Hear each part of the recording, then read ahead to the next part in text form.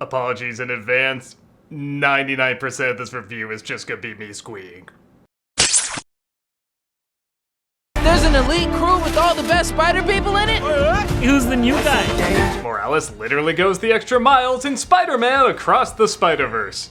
Okay, so before I go into my thoughts on this movie, I should give my thoughts on the previous film, Into the Spider-Verse. Hands down my favorite Spider-Man movie. I mean, like, no debate. And I like many of the other Spider-Man movies. I really enjoy No Way Home, but Into the Spider-Verse is just what I am looking for in a Spider-Man property, in a comic book movie. I really thought it pushed the envelope in terms of what's being done, not only with comic book movies, but also animated movies. So now we have this follow-up, this film that is coming off of an Oscar award-winning movie that's only grown more and more of a fan base. I think when the first movie came out, it didn't do really that great at the box office, but it really got a following. So you can tell they were like, okay, just keep doing what you're doing. We'll throw more money at it. And by God, this film is so good it makes me angry. It makes me angry not at the movie itself, but at other movies that come out, because as you've heard me say recently, films have either been very mid or subpar. There haven't been that many movies I've absolutely hated recently, but they've kind of been underwhelming. But I feel like with this and Puss in Boots, and then movies like Top Gun and Way of Water, there's two things going on. One is that they're trying to recreate the spectacle again with movies, and that you get with Top Gun and Way of Water. But then with films like this and Puss in Boots or Everything Everywhere All at Once, you get this storytelling that is really trying to push the boundaries of how much information you can take in, how surreal you can get, how much you can think outside the box. Editing that's really fast, and I'm just amazed at how these films are getting across so much visual and verbal information, even abstract ideas, just a mile a minute, and you can follow it perfectly. Not only can you follow it, but you are engaged in every second, so that if there is a moment that maybe you've seen in another movie before, it feels brand new because it's challenging you in a new visual way. I can hear you being quiet, Mom. Not as quiet as Uncle Ben. Thank you! Whenever a new artistic style is brought into the mix with this, if you've seen the previous film, you know they play with a lot of different artistic styles, but whenever one is brought in, you just feel the love and dedication and understanding of that art form. There's a character early on in the film, without going into spoilers, that's from kind of like a Leonardo da Vinci time, and his art style is this Da Vinci Renaissance style form of art, looking hand-drawn but also 3D, and there are notes all around him. There's all sorts of Easter eggs and in-jokes that you can tell all come from the love of that style, and every single time it brings in a new character or goes to a different world that is from a different art style, you just know they did their homework, and not only did their homework, but enjoyed their homework. They enjoyed doing so much research on this and saying, wow, why is this interesting? Why is this art? And it's just, I'm sorry, I really love this movie. And what I worry about most is they won't look out for you like us. Yeah, we got your back. Just ask your uncle. Ooh. It isn't just from a visual point of view, though. Even in terms of story and character, they do some interesting stuff, and what I really loved about this movie is it kind of tricked me, because I'm watching this film really enjoying the way they're telling this story, but the story itself, I'm saying, alright, I've kind of seen this before, but it wasn't bothering me. I was totally okay with them telling a familiar story I've seen a million times in a brand new way. So I wouldn't even bring that up as a criticism, but something they do is that they take some tropes that you're familiar with and you've seen a million times in other comic book movies and just movies in general, Spider-Man movies certainly, and instead of saying, yes, we're gonna do this trope and we're gonna act like it's a surprise, like you didn't see it coming, even though everybody can see it coming, they're saying, oh no, we know that you can see it coming, we know you're familiar with this trope, and we're gonna play around with it. Now we're gonna make that the new focus. Instead of being like surprised with something that happens to a character or a side character you've seen a million times in movies like this, they're saying, well, are we gonna do it? In fact, that's actually what this film is about, is whether or not we're gonna follow through with what you're expecting. And it sort of challenges fate and choices, and you've seen that talked about to death in movies like this. But because they have such an awareness of it, they can take it to a new level and they can experiment with it. This film feels so experimental in all the best ways, and so many times when it does experiment, which is the majority of the film, it works. There's a character you see in the trailers called The Spot, and he looks like he's just gonna be a villain in the opening, a villain of the week as they always call him, and he is.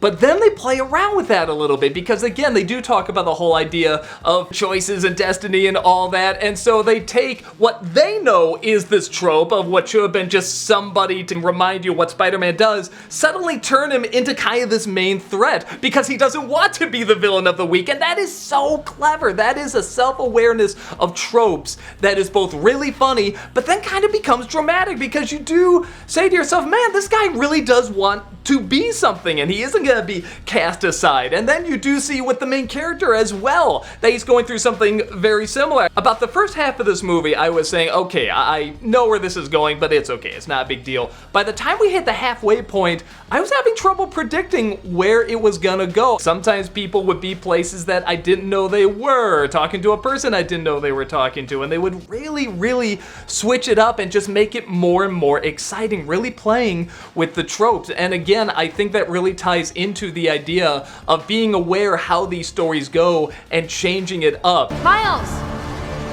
Wanna get out of here? I know a good pizza place that delivers. This movie takes what the previous Spider-Verse did and it really does build upon it. If you saw the first Spider-Verse movie and you said, you know, that style's really not for me, or maybe it was a little too quick, or I don't know, it just didn't grab you, you're not gonna like this. It's not only more of the same, it's a lot more of it. I wanna see this movie so many more times just to catch all the little Easter eggs and all the little touches that they put throughout the entire film. And I know so many films do this stuff with Easter eggs and try to hide all these little things, and it's great, and I actually really like when a film does that. They don't all do it great, but this one, for the most part, just really works them all in a way that, again, is not only tying into stuff that you'll be aware of if you know Spider-Man, but just different artistic styles and different tropes that you've seen in other stuff. But even with the movie throwing so much at you, the reason it works as well as it does is that it does take moments to slow down. They do take moments for Miles to talk to his parents or talk to Gwen, or even Gwen has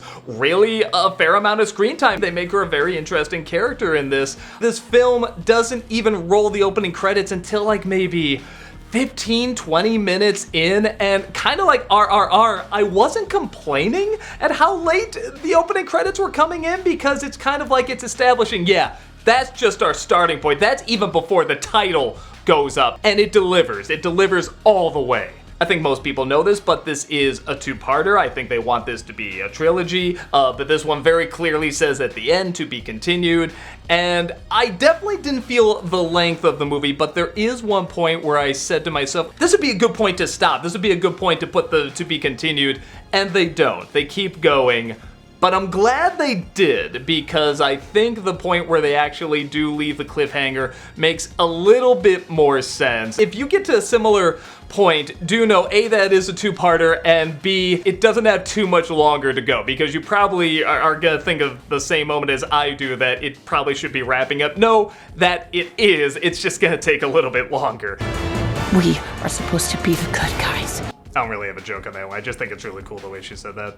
Any problems I have are crazy nitpicks. Like, I think I noticed one or two times, like, the mouth movements didn't always match what the characters were saying, which is something you notice a lot in films already, but you notice a little bit more in animated films because everything is more exaggerated. So I picked up on that a little bit more. I'm sure they brought actors in to re-record their lines. I will also say, because this is a to be continued, there is kind of a question of what's gonna happen to a certain character in this movie, and because you know it's a to be continued, you can kind of put together what's gonna happen. Because they did play with the tropes a little bit and throw in a few twists here and there, I could be wrong, but I'm pretty sure I know how this is gonna go down. But again, it super nitpicked. We're at a point once more where animation is doing what live action can't. Live action can still give us an epic spectacle, but in terms of getting across constant, visually dazzling imagery while also using it to tell a story and get across your character's emotions, animation is mopping the floor with live action. The future of cinema is in the Spider-Verse. I'm not just talking about animated or live action, I'm talking cinema. I think anyone, if they want to make a movie, can watch this film and get some sort of new idea, some sort of style, something that's visually, musically, even the editing. I feel like you can watch and be like, wow, we have to incorporate this in the way we get across our stories, our characters, what somebody is going through, pacing. All these things I feel like can be utilized in any movie.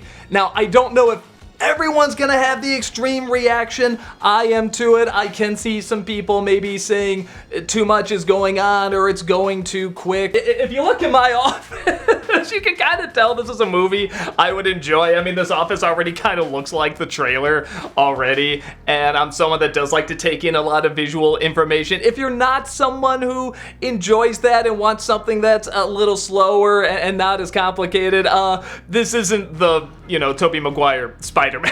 It doesn't really hold your hand too much, but it does hold it enough where if you really want something that's exciting and challenging and take you on a roller coaster, it creates a very fine track, a beautifully crafted track that I'm asking more and more how they're doing it, because it can't be easy. If it was, more movies would be doing it, I feel like. So whatever formula they figured out, please keep doing it and give us a fine conclusion for the third part, because man, I cannot wait for that film. I can't wait to watch this movie again to see all the things I missed in it, because again, so much is thrown at you. I just know I've missed a great deal. I am absolutely thrilled to go buy a ticket, sit down in a theater, and watch this 2.5-hour movie again without being the least bit bored. So let's give it 4 out of 4 guys shouting bagel. Even that comes back into play. God, this movie's so good. I'm probably overhyping this for you. I probably just ruined this movie for you, just overhyping it so much, but I'm sorry, this is really stuff I get excited for. What did you think? Did you enjoy this movie as much as I did? Do you think this is a game changer? Do you think it's better than the original? I'm not sure yet. I still need a little time to sit on it. Do you think that it's taking movies in the direction it should be going, whether it be animated or live action? Or do you think it's way too much? It's trying too hard, it's trying too much with the Easter eggs and the background stuff and too much information in the story where it should be a lot simpler? Or were you somewhere in between where you say, you know what, I like Spider-Man, I like this animation style, I like seeing what's gonna happen to these characters, it's a decent enough good time? Let me know your thoughts and I'll see you next time. Take care.